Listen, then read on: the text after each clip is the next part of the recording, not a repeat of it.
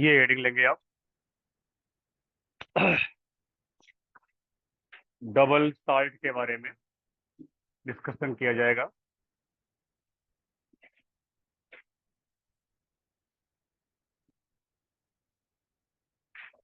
Double salt का कल meaning आपको बताया गया था। इसमें क्या होगा? हाँ, दो सिंपल साल्ट होंगे। तो these salt are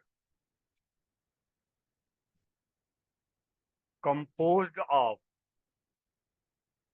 these salts are composed of simple two simple salts.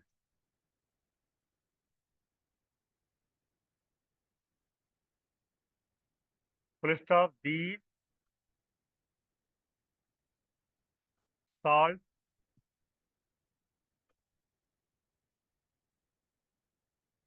have their identity only in बोलो, हाँ, only in solid state, only in solid state, but they lost their identity in water and splits and splits into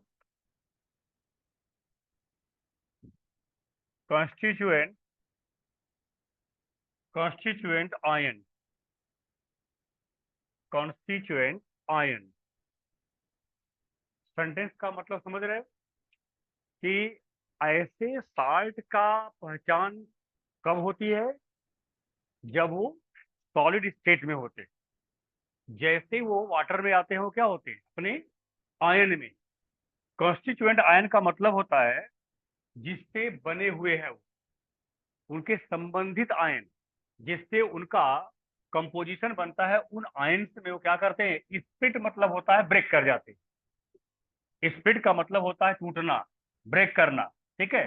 तो ये जितनी भी double salt होंगे वो solid state में आपको एज यूजुअल नजर आएंगे, लेकिन जैसे उनको वाटर में आप ले जाओगे उनमें जितने आयन प्रेजेंट होंगे वो सभी आयनों में ब्रेक कर जाएंगे, अर्थात स्प्लिट कर जाएंगे।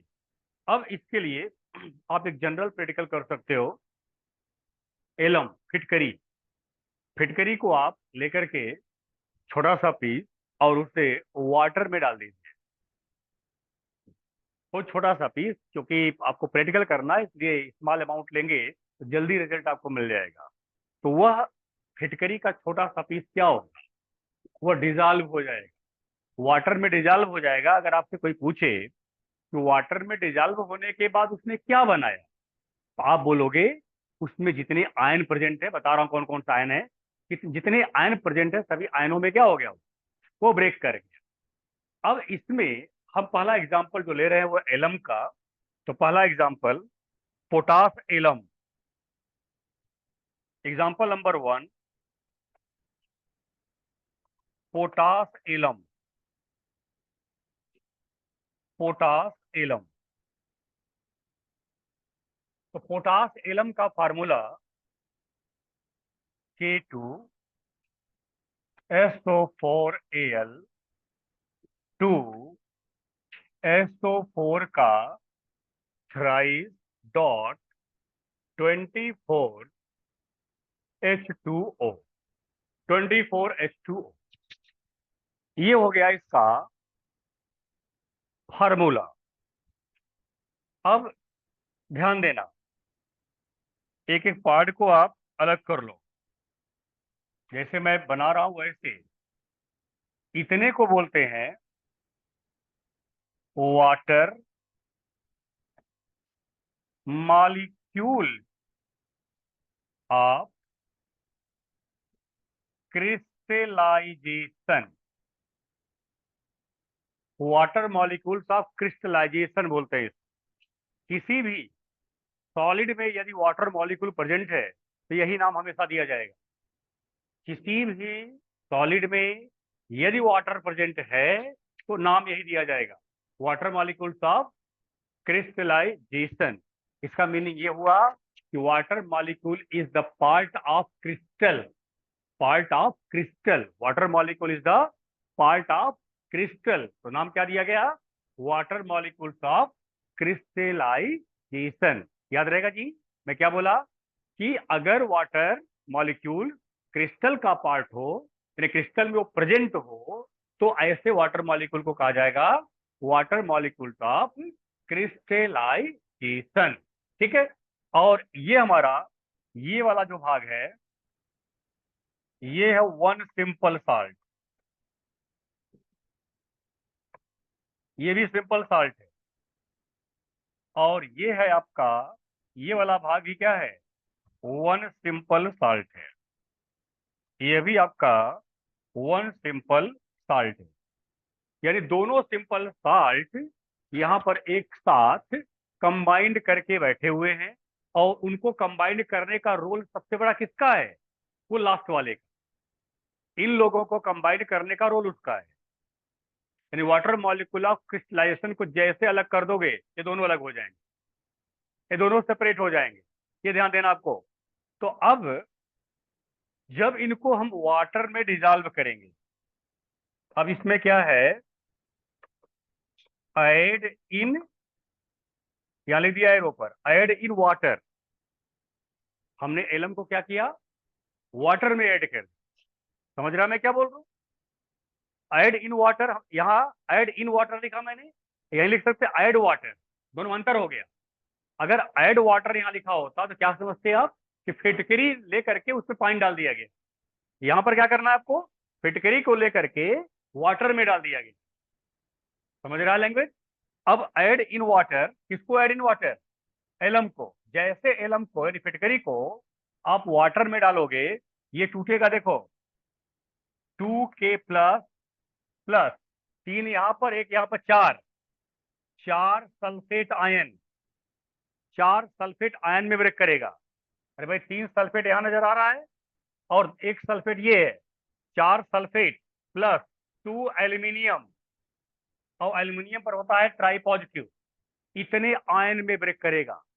एलम जो है वाटर में आने के बाद इतने आयन बनाएगा। और बताओ टोटल नंबर ऑफ आयन कितने हुए, काउंट करो, टोटल नंबर ऑफ आयन सब काउंट कर लो। टाइप ऑफ आयन नहीं मैंने पूछा, मैंने पूछा टोटल नंबर ऑफ आयन। अगर मैं टाइप पूछता तो आप कहते कि एक टाइप का पोटेशियम, एक टाइप का सल्फेट, एक टाइप का एल्यूमिनियम, ये 3 टाइप के आयन बने। क्वेश्चन पर ध्यान देना, टाइप और नंबर दोनों अंतर है।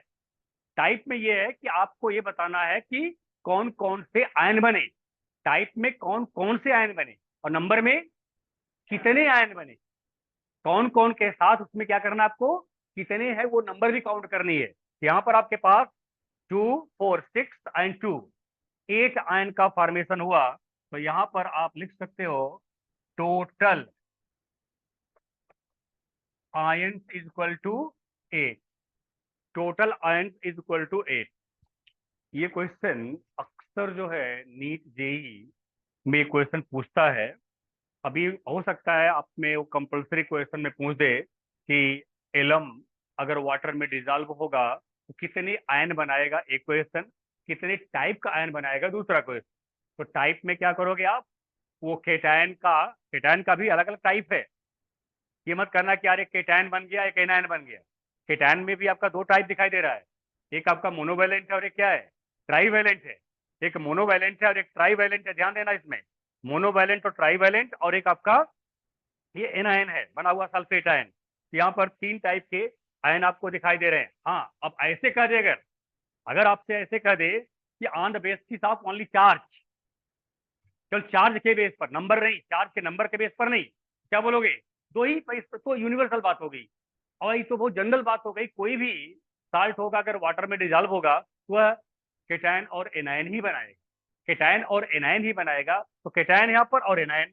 अब नंबर की बात हो गई, टोटल 8 आयन। टाइप की बात हो गई, हमारे पास 3 टाइप हो गए, मोनोवैलेंट केटायन, ट्राईवैलेंट केटायन और उसके बाद एनायन आपका। अगर चार्ज के बेस पर आपसे पूछा जाए on the basis of charge, how type of ion, how many type of ion, तो आपका जवाब 2 टाइप। तो यूनिवर्सल बात हो गई, केटायन और एनायन आपको बोल देना है। ठीक है, ये रहा एलम के बारे में। अब प्रॉब्लम क्या है कि आखिर हम कैसे पता करते हैं कि कोई भी साल्ट वाटर में आने के बाद कितने आयन बनाता है। ठीक है, आपको फार्मूला नहीं पता है भाई, आपको तो एक सैंपल दिया जाएगा ना लेबोरेटरी में। अगर थोड़ा बहुत भी आपने कभी इत्तेफाक से दर्शन कर लिया होगा, कोई लैब में वर्क किया होगा, तो वहां पर आपको कोई भी मिक्सचर दिया गया होगा तो वो तो जनरल फार्मूला बताकर नहीं दिया गया होगा। आपको बोल दिया भाई ये साल्ट है, ये मिक्सचर ऐसा करो आप। तो वहां पर ऐसे ही आपको एक साल्ट दे दिया गया और आपसे पूछा गया इसमें कितने आयन बनेंगे, उस मेथड का नाम बताओ जिसका यूज करके हम सभी लोग ये पता कर सकते हैं कि ये 8 आयन दिया। इसके लिए आप नाम याद रखिएगा, मैं लिख दे रहा हूं, उसको आप नोट कर लीजिए। The number the number of ion the number of ions given by a salt is determined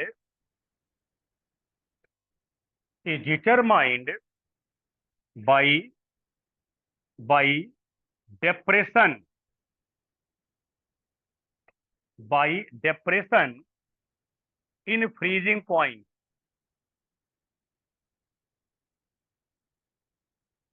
depression in freezing point, by depression in freezing point।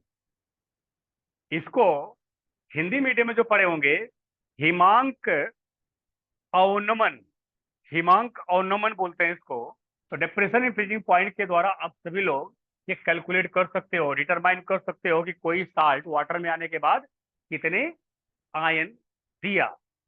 अब example number 2, Mohr's salt. Mohr's salt, अब इसको हिंदी में जब लिखा जाता है मोहर salt लिखते हैं, हिंदी में इसे मोहर साल्ट लिखा जाता है और इसे आप पढ़ते समय मोर साल्ट कहेंगे।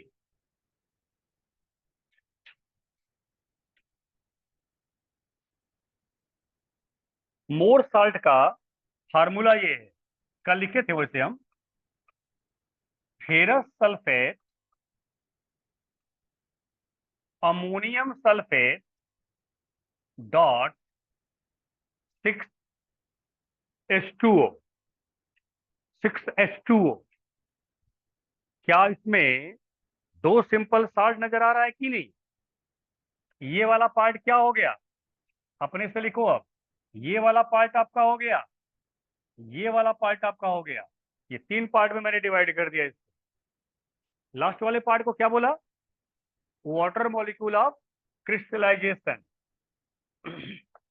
वाटर मॉलिक्यूल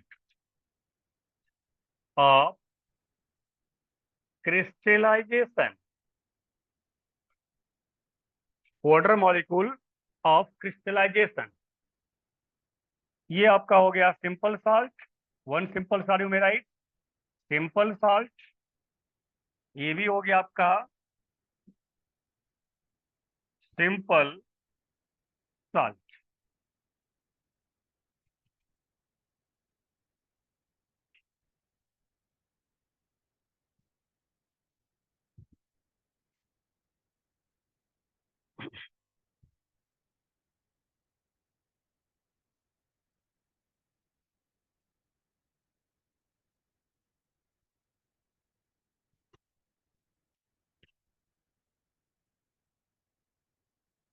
तोड़ो इसको, ऐड इन वाटर करो, ऐड इन वाटर,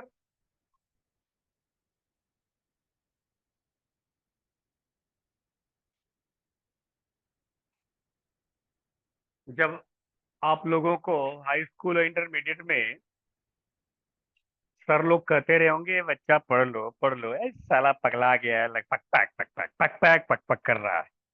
जब सर क्या होंगे बैलेंसी याद कर लो भैया, तो चूतिया आदमी है भाई। है, अरे हम लोग पढ़ रहे हैं, पढ़ने दीजिए, क्या इसमें बैलेंसी बैलेंसी, अभी वही बैलेंसी काम यहाँ है। अब किसी साल्ट को तोड़ना है, पता नहीं कि उसके कौन सा चार्ज है। तो वैलेंसी आपको बहुत जरूरी है, वो आना चाहिए। ये टूटेगा फेरस आयन में, फेरस आयन में। चलो मैं अलग अलग कर दे रहा हूँ। सल्फेट आयन में अमोनियम है, अमोनियम मतलब NH4 पर पॉजिटिव चार्ज, और यहाँ सल्फेट भी है। तो टोटल आयन कितने हो गए? यानी मोर साल्ट अगर पानी में जाएगा, वाटर में जाएगा, तो कितने आयन बना रहा वो? काउंट कर लो भाई, एक, दो, चार और ये पांच। Total ion, total ion is equal to पांच। मेथड का नाम याद रहेगा ना जी? किस मेथड से नंबर ऑफ आयन डिटरमाइन करते हैं? मेथड का नाम क्या लिखा था मैंने? Depression in freezing point. Hindi वाले हिंदी में याद कर ले, हो सकता है इत्तेफाक से वो याद आ जाए। सोल्यूशन चैप्टर रहा होगा, और उस चैप्टर में आपने दो बहुत ही महत्वपूर्ण टॉपिक हिंदी में पढ़े होंगे। एक को कहते हैं क्वथनांक उन्नयन, और एक को कहते हैं हिमांक अवनमन। तो यहाँ पर वो हिमांक अवनमन अर्थात डिप्रेशन इन फ्रीजिंग पॉइंट, ये हम लोग मेथड के द्वारा डिटरमाइन करते हैं कि कोई साल्ट वाटर में जाने के बाद कितना आयन बनाएगा। आइए दूसरी बात ध्यान रखिएगा, किसी भी कंपाउंड को वाटर में डिजॉल्व करने के बाद आयन बना है कि नहीं बना है, आयन बना है कि नहीं बना है, इसको चेक करने के लिए कौन सा मेथड यूज करते हैं? तो आपका जवाब होगा कंडक्टेंस मेजरमेंट। कंडक्टेंस मेजरमेंट किया जाता है, अर्थात उसमें इलेक्ट्रिक करंट पास किया जाता है। यदि इलेक्ट्रिक करंट पास हो गया तो कहेंगे इसमें आयन बना हुआ है, और इलेक्ट्रिक करंट अगर पास नहीं हुआ, अर्थात आप कह सकते हो यहाँ पर कि आयन का फॉर्मेशन नहीं हुआ है। एनी कंपाउंड आपका वाटर में आयन दिया कि नहीं दिया, इस चीज को डिटरमाइन कैसे करते हैं? क्या नाम बताया? Conductance measurement. कंडक्टेंस को हिंदी मीडियम में जो पढ़े होंगे, जिसे हम चालकता के नाम से जानते हैं, तो वो करंट फ्लो कर रहा है कि नहीं कर रहा है, वाटर में आने के बाद करंट फ्लो कर रहा है कि नहीं कर रहा है, उसको चेक करने के लिए अगर करंट फ्लो कर गया, तो समझ लो कि आपका जो कंपाउंड वाटर में आपने ऐड किया है वो आयन बनाया है। अदरवाइज आयन का फॉर्मेशन नहीं हुआ है। जैसे NaCl को वाटर में डिजॉल्व कर दो, तो NaCl को वाटर में डिजॉल्व करने के बाद करंट को पास करोगे, करंट बहुत तेज पास होगा। लेकिन अगर उसमें ग्लूकोज को आप डिजॉल्व कर दोगे और करंट को पास करोगे, तो बहुत ही नॉमिनल करंट पास होगा, वो भी नॉट ड्यू टू ग्लूकोज, वह ड्यू टू वाटर जो है, हल्का फुल्का करंट आपको देखने के लिए मिलेगा। एक बात और, वाटर जो हम लोग पीते हैं, जो हम लोग ड्रिंकिंग वाटर है, चाहे वो RO से निकाल कर पीते हो या फिर आप जनरल हैंडपंप से आता है या सप्लाई का वाटर हम लोग यूज करते हैं, ये वाटर यूज करते हैं, ये प्योर वाटर यूज नहीं करते हैं। अगर आपके मन में ये बात हो कि हम प्योर वाटर यूज करते हैं, नहीं, वो प्योर वाटर नहीं है। उसमें तब पर भी TDS कुछ न कुछ अमाउंट में प्रेजेंट होता है, उसमें साल्ट प्रेजेंट होते हैं, उसमें मिनरल प्रेजेंट होते हैं। तो आखिर शुद्ध वाटर है क्या? उसको याद कर, नाम याद कर लो, distilled water. Distilled water is the pure water. और कभी भी याद रखिएगा, अगर आपके पास डिस्टिल्ड वाटर है तो वह इलेक्ट्रिसिटी को कंडक्ट नहीं करेगा। इसीलिए कहा जाता है वाटर इज बैड कंडक्टर। तो आपके मन में ये बात न आ जाए, "हाँ, क्या सर अच्छा खासा बेवकूफ बना रहे, सुबह सुबह जो है अभी अभी पानी गिरा हुआ है जमीन पर और करंट पास कर दीजिए, लोग मर जाते हैं।" तो वो पानी की बात मैं नहीं कर रहा हूँ, उसमें तो बहुत ज्यादा इम्प्योरिटी है, बहुत ज्यादा साल्ट उसमें है, बहुत तेज करंट वहां पर पास होगा। हम बात आपसे कर रहे हैं डिस्टिल्ड वाटर। तो अब मन में आएगा कि डिस्टिल्ड वाटर हम बनाएंगे कैसे, इसको बनाने का तरीका भी जान लो। डिस्टिल्ड वाटर को एक पॉट में बॉयल करते हैं, जिसमें बॉयल करते हैं वहां से एक ट्यूब को बाहर निकालते हैं। और उसके बाद होता क्या है, वाटर वेपर में कन्वर्ट होता है, और वह वेपर उस पाइप के सहारे जैसे जैसे उस कंटेनर से दूर जाएगा, वह कंडेंस होना शुरू करेगा, यानी वेपर कंडेंस होगा, और वह कंडेंस्ड वाटर हम उसको स्टोर करेंगे। यह प्रक्रिया मिनिमम 3 बार करते हैं। यानी पहले क्या किया, इम्प्योर वाटर को हीट किया, उसका क्या बनाया, वेपर बनाया, वेपर को क्या किया, कंडेंस किया, कंडेंस करने के बाद फिर जो कंडेंस वाटर लिया उसको फिर से वही प्रोसेस, ये 3 बार करने के बाद, मिनिमम 3 टाइम करने के बाद, तब आपको मिलेगा क्या, एक प्योर वाटर जिसे कहते हैं डिस्टिल्ड वाटर। और जितनी भी लेबोरेटरीज वर्ल्ड वाइड लेबोरेटरी में जो वर्क होता है, तो कभी भी ऑर्डिनरी वाटर यूज नहीं किया जाता, वहां पर डिस्टिल्ड वाटर यूज किया जाता है। लेकिन हम लोग, ठीक है चल जाएगा, काम चला लिया, काम निकल गया, लेबोरेटरी में पहुंचे, जैसे मन किया वैसे लैब में वर्क कर लिया, वो वर्क परफेक्ट वर्क नहीं होता। कभी भी आपको 100% प्योर रिजल्ट नहीं मिलेगा। इसलिए याद रखिएगा, डिस्टिल्ड वाटर कैसे बनाएंगे, वाटर का पहले पहले वेपर, वेपर को फिर कंडेंस करके वाटर, वाटर को फिर वेपर, वेपर को फिर कंडेंस करके वाटर, वाटर को फिर वेपर, ये 3 बार पूरी साइकिल करेंगे, और उसके बाद अंत में जो आपको वाटर मिलेगा, that would be the distilled water, and ऐसे कह सकते हो प्योरेस्ट वाटर। और वो वाटर आप इलेक्ट्रिक करंट एक तरफ से पास करके देखिए, आपको न के बराबर करंट महसूस होगा। लेकिन अगर उसी में नमक डाल दीजिए आप, उसके बाद कहानी देखिए, फिर तो उसके बाद की कहानी आप चेक कर लीजिए, खुद चेक कर लीजिए, मैं क्यों बताऊं। नहीं कहोगे सर ने प्रमोट किया था मेरे को करने के लिए, अब मैं मर गई, तो मरने के बाद क्या होगा, कोई बात नहीं। और नेक्स्ट, नंबर 3, नंबर आप आन बताओ, इसका बताना है, number of ion from chrome alum, chrome alum, from chrome alum, chrome alum अब क्या है, ये है देखो,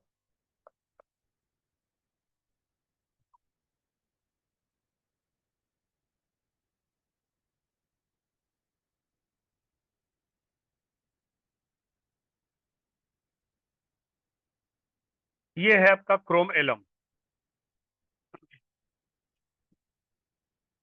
आयन बनाओ, डायरेक्ट इसको अब आयन में कन्वर्ट करो, ऐड इन वाटर। आराम से कॉपी ना खराब करो, पहले अपने मन में बना लो कौन कौन सा आयन बनेगा। यहाँ कौन बनेगा, यहाँ अमोनियम, अमोनियम मतलब NH4+, NH4+ या अमोनियम, ठीक। उसका दूसरा भाग कौन है, SO4 डबल माइनस, आगे वाले में कौन है, 2Cr है, और सल्फेट के साथ अगर 3 है तो क्रोमियम पर इसका मतलब ट्राई पॉजिटिव होगा, ठीक। और अगर यहाँ पर देखें 3, क्या, SO4 double minus, 3SO4 double minus, ये हो गया आपका।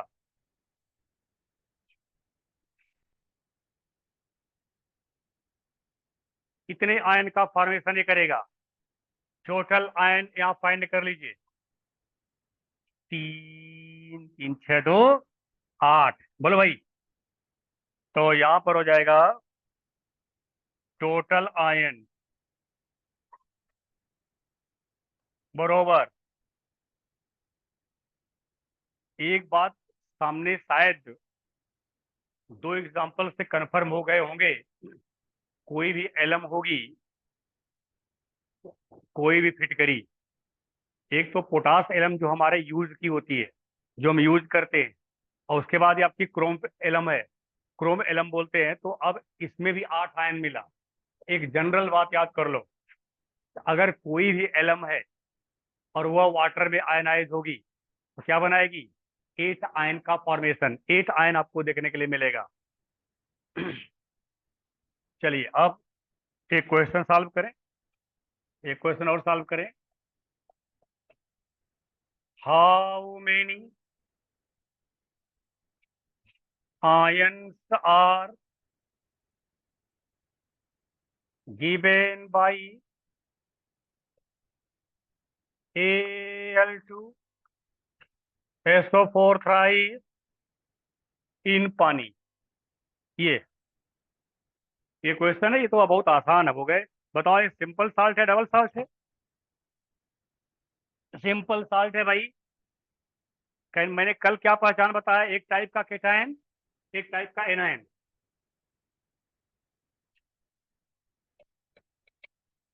अगर एक टाइप का केटायन एक टाइप का एनायन होगा तो वो कहलाएगा सिंपल साल्ट। तो क्या है इसमें, बहुत अब बहुत लग रहा है जैसे सोप टाइप का आ गया है और आप लोग जो है एकदम पूरा परेशान हो गए। अब इसमें वाटर ले लेंगे, वाटर में इसको ऐड कर रहे हो, क्या हो जाएगा 2Al try positive plus 3SO4 die negative. Die negative आपका यहाँ पर हो गया, ट्राई पॉजिटिव यहाँ पर हो गया, बैलेंसी बराबर है, देख लो। अरे 6 पॉजिटिव चार्ज है 6 नेगेटिव चार्ज है। मैंने कल आपको बताया था number of positive number of negative charges क्या होंगे, हमेशा इक्वल होंगे। क्यों? क्योंकि साल्ट न्यूट्रल होता है, साल्ट हमेशा न्यूट्रल होता है।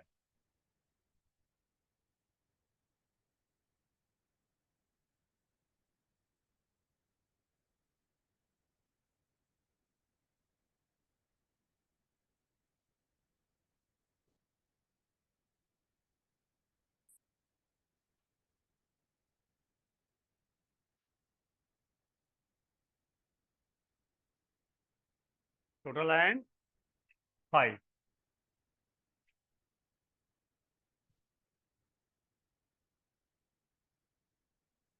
एक पॉइंट नोट करके लिख लें फिर आगे बढ़े। द आयन आर फॉर्म्ड और not,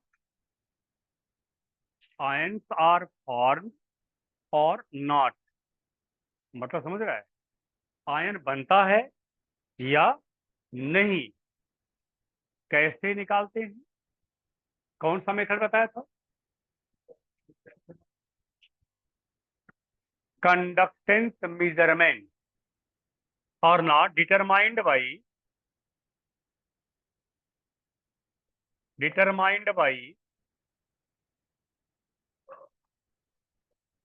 conductance conductance measurement, conductance measurement.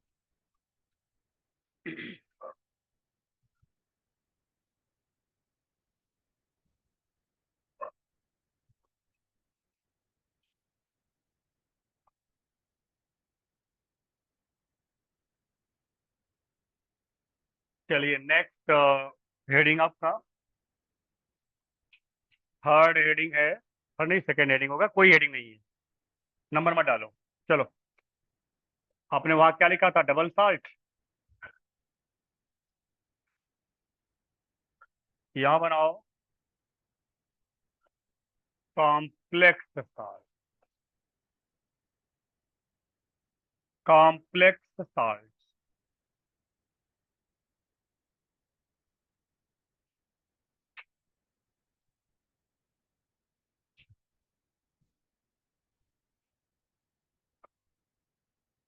The salt salt which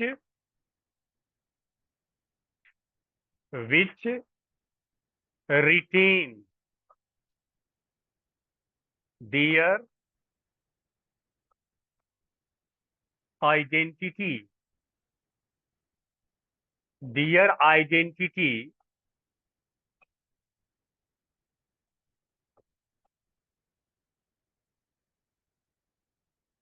identity in water, retain their identity in water, यानी जो अपने पहचान को पानी में भी अपने पहचान को बनाए रखते हैं, आर कॉल्ड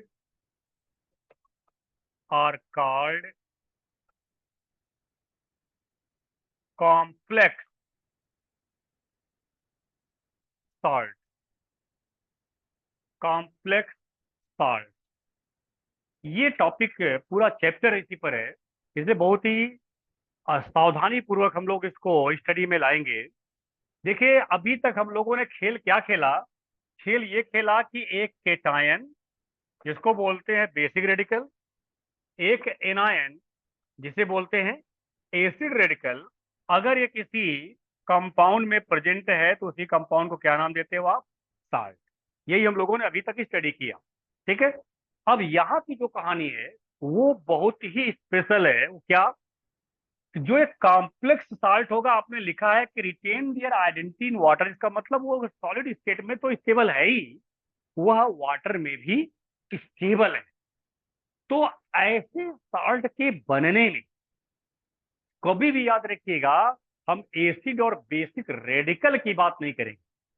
ऐसे साल्ट का फॉर्मेशन हमेशा लेविस एसिड और लेविस बेस के बीच बनता है। ये नया चीज, नया तो नहीं है फिलहाल, लेकिन अब यहाँ पर थोड़ा सा हम लोग इसको डिटेल में करेंगे। लेविस एसिड और लेविस बेस जब आपस में कंबाइंड करते हैं तो बनने वाला जो साल्ट होता है, that salt is called complex salt. अब प्रॉब्लम हम लोगों के सामने जो है वो यही है कि लेविस एसिड और लेविस बेस हैं क्या। तो पहले हम इस कॉम्प्लेक्स साल्ट के डिटेलिंग करने के पहले उस चीज को जान लें कि what is the meaning of Lewis acid. Lewis acid, एक लाइन का डेफिनेशन और एग्जांपल, एक लाइन का डेफिनेशन और एग्जांपल लेकर चलिए साथ में। The electron pair acceptor are called, electron pair acceptors are called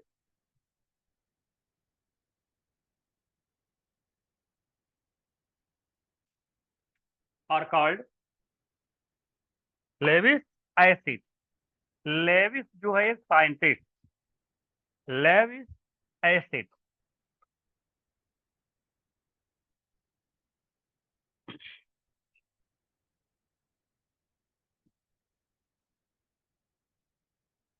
और ये होती क्या है? These are, these are electron deficient. Deficient मतलब जी कमी, जिसके पास इलेक्ट्रॉन की क्या हो? कमी। These are electron deficient.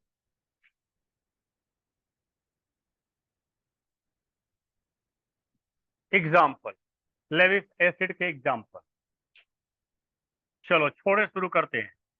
L I plus, N A plus, K plus, R B plus, C S plus, B E double plus, M G double plus, C A double plus, S R double plus, S R double plus, B A double plus, B triple plus, A L triple plus, G A triple plus, I N triple plus, T L plus, T L triple plus, उसके बाद P B double plus, उसके बाद arsenic triple plus, antimony triple plus, bismuth triple plus, scandium triple plus, titanium triple plus, titanium 4 plus, vanadium double plus, vanadium triple plus,